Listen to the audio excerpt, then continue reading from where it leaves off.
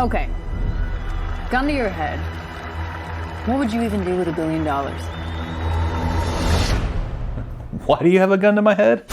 What moral line would you refuse to cross, even if everything you wanted was on the other side? How to Make a Killing? Let's see.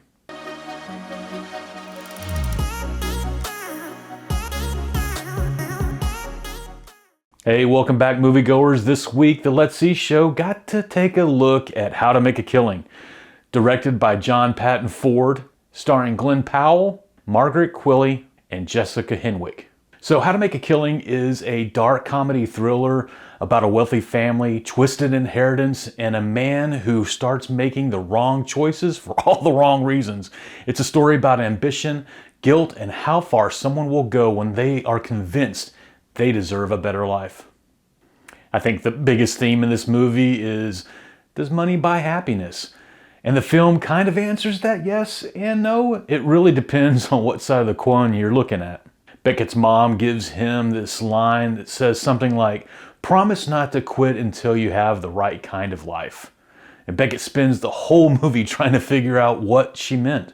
And what's wild is Beckett has everything on paper. A good job, a stable relationship, a family network, and he still manages to make decisions that completely unravel it all. There's this thread of guilt running through the family. Beckett's uncle carries the weight of his son Tyler's death, believing he wasn't present enough while Tyler was growing up.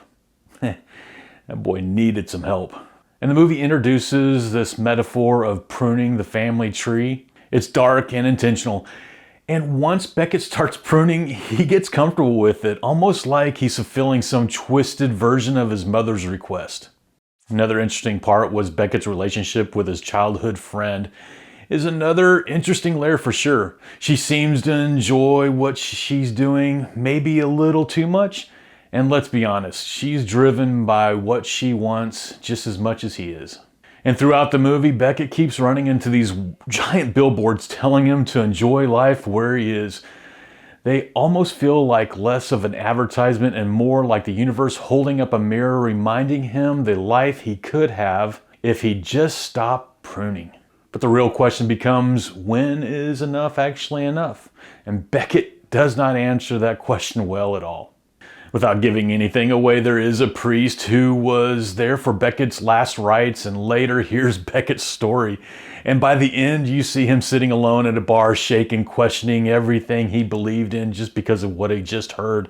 It's suitable, but honestly kind of funny in its own bleak way.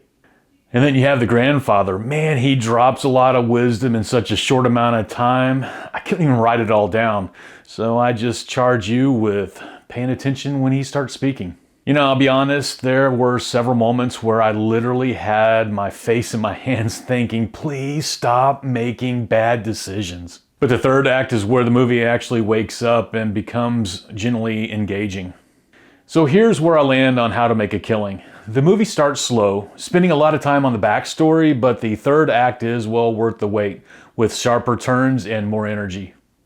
Visually and sonically, nothing stands out. It's not bad, it's just not remarkable. But if you catch it at home, you'll still have a good time. And all of that reminded me of Mark 8:36. And what do you benefit if you gain the whole world but lose your whole soul?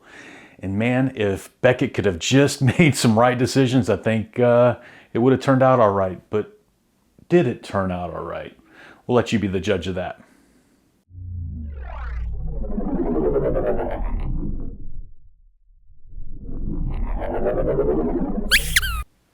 Hey, and did you know that How to Make a Killing was loosely inspired by the 1949 classic Kind Hearts and Coronets, reimagining its inheritance-driven plot for a modern audience?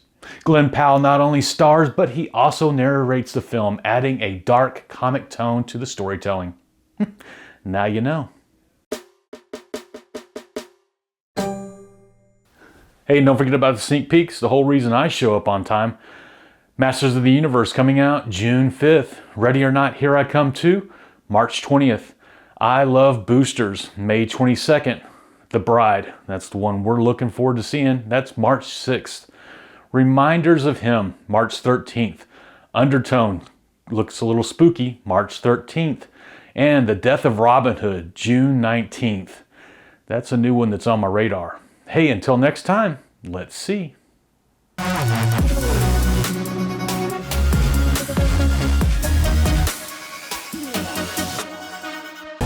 Until then, I'm sure you'll make a killing.